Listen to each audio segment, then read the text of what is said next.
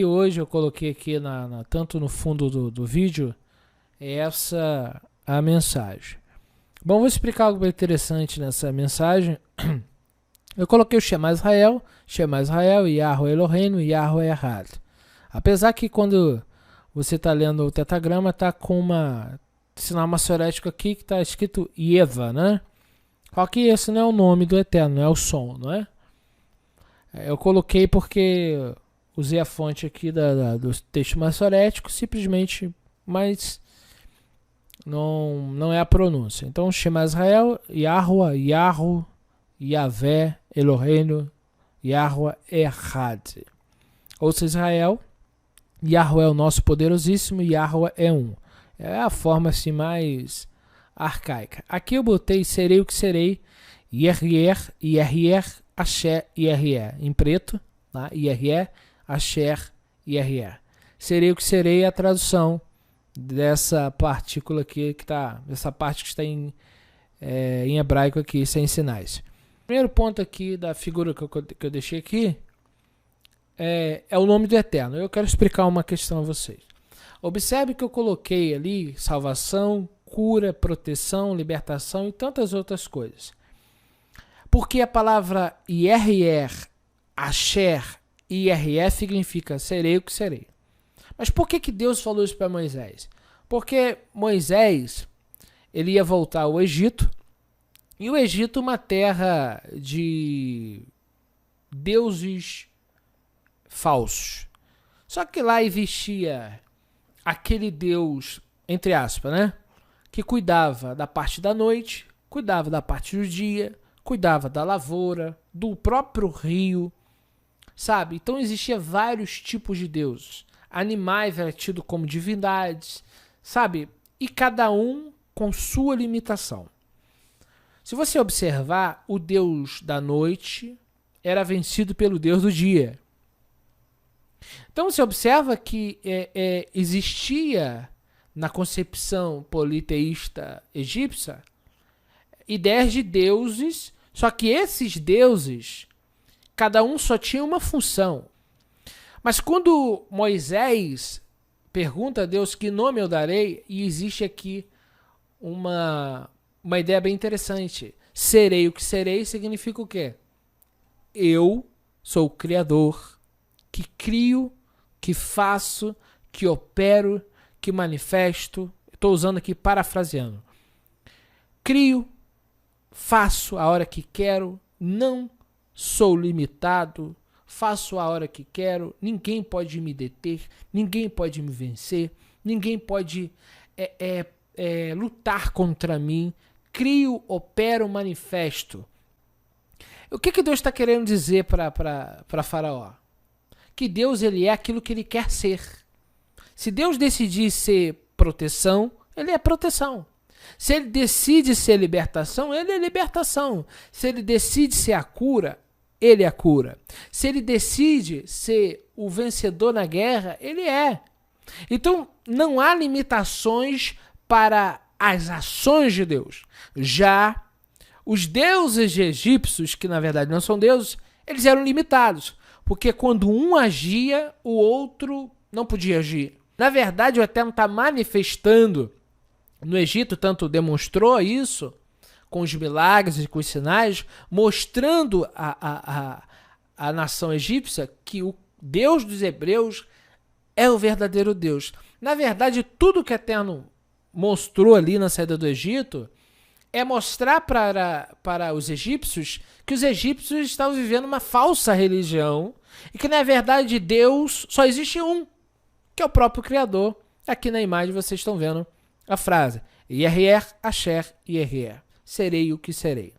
Porque essa concepção de Criador que nós temos hoje, que só existe um Deus Criador, nós só sabemos isso porque Deus se revela aos hebreus. Mas na antiguidade existiam falsas doutrinas e crentices. E essas crentices foram totalmente derrubadas a partir da manifestação do Criador. Quando desce no Monte Sinai e todas as pessoas ao redor viram o que Deus fez. Quando nós entendemos que o Eterno está se manifestando assim, ele está colocando uma questão muito clara. Não existe outra possibilidade de Deus Todo-Poderoso. Só há um. Quando Yeshua chega até a samaritana, Yeshua deixa claro, vocês adoram um Deus que vocês já conhecem. Nós, todavia, judeus, naquele caso ali, nós adoramos quem nós conhecemos. Por quê? Existem pessoas que adoram a Deus sem conhecer a Deus. E muitas das vezes a pessoa está numa crentice ou até mesmo cometendo uma idolatria justamente por falta de conhecimento. Então a manifestação de Deus no Egito está mostrando às pessoas que elas vivem um engano e que elas têm que sair do engano. Primeira coisa que o Eterno ele começa a dizer à nação de Israel, em Êxodo 20, eu sou Yahweh, o teu poderoso, que te tirei da terra do Egito, da casa da servidão. Não terás outros deuses diante de mim, não terás outros Elohim. Significa o quê? Que agora o povo de Israel tem conhecimento da verdade e não pode mais viver na ignorância, porque o Deus Criador se manifestou e agora o povo sai de qualquer ignorância. E é bem interessante que, ao conhecermos essa palavra de Deus, podemos então lapidar esse culto e tirarmos toda essa roupagem idólatra e servirmos ao Criador dos céus e da terra. Serei o que serei. O que Deus tem feito na tua vida? Deus é a cura, Deus é a salvação, o Eterno é a proteção, Ele é a libertação. No Egito, não. Cada divindade, hipoteticamente, na ideia deles, fazia uma ação. Deus está mostrando, eu faço tudo, porque só eu sou, só eu opero, só eu faço, só eu realizo. Por isso serei, não limitando a Deus, sim ilimitando. Sou o que meu povo precisa que eu seja. Vou me manifestar agora libertando, vou manifestar curando, vou manifestar protegendo, vou manifestar o que? Dando livramento, vou ser a prosperidade do meu povo. Deus faz tudo e Ele opera tudo. Então Ele desmonta aquelas divindades mentirosas que existiam no Egito. Atos capítulo 17, Paulo está pregando aos gentios que também estavam como os egípcios, vivendo um culto falso, um culto ignorante, servindo a divindades, uma mistura. E Paulo diz assim no capítulo 17, no verso 22. Então Paulo, se levantando no meio do Areópago, disse: Senhores atenienses, em tudo os vejo acentuadamente religiosos. Porque passando observando os objetos do vosso culto, encontrei também um altar no qual está escrito ao Deus desconhecido. Pois este que adorais sem conhecer, precisamente é aquele que eu vos anuncio. O Deus que fez o mundo e tudo que nele existe. Então Paulo agora, ele vai trazer uma informação para esse povo que eles precisam. Como assim, Felipe? Esse povo vive no pecado, na idolatria, na ignorância. Paulo agora, justamente o que no final ele vai dizer, Deus não leva em consideração o tempo da ignorância. Eu vou continuar a leitura para terminar a linha de raciocínio. O Deus que fez o mundo e tudo o que nele existe, sendo o Senhor do céu e da terra, não habita em santuários feitos por mãos de homens, por mãos de humanas, nem é servido por mãos humanas, como se de alguma coisa precisasse, pois ele é mesmo a quem dá todos vida, respiração e tudo mais.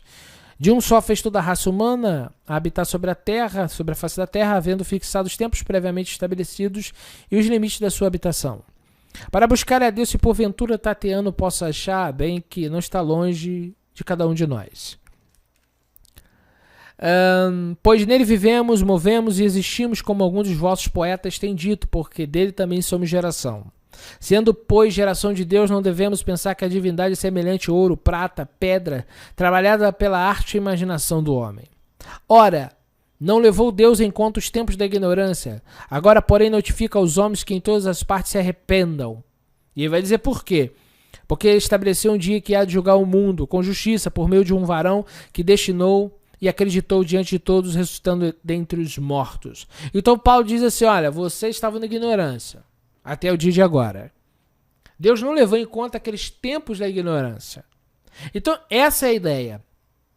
O mundo serve muitas das vezes um culto, vive um culto mentiroso, vive uma religião falsa, vive um credo falso. E o evangelho vai até essas pessoas e dizer, olha, a verdade é essa aqui. Saia dessa situação que você está vivendo, desse modo de religião, desse modo de fé, e venha para aquilo que Deus quer. Existe um ditado que diz que todos os caminhos levam a Deus, eu digo que isso é mentira. Só existe um caminho que leva a Deus. É o caminho do eterno. Através da sua palavra. Se a pessoa vive um culto falso, está vivendo uma fé falsa. E se está no falso, tem que vir para o verdadeiro.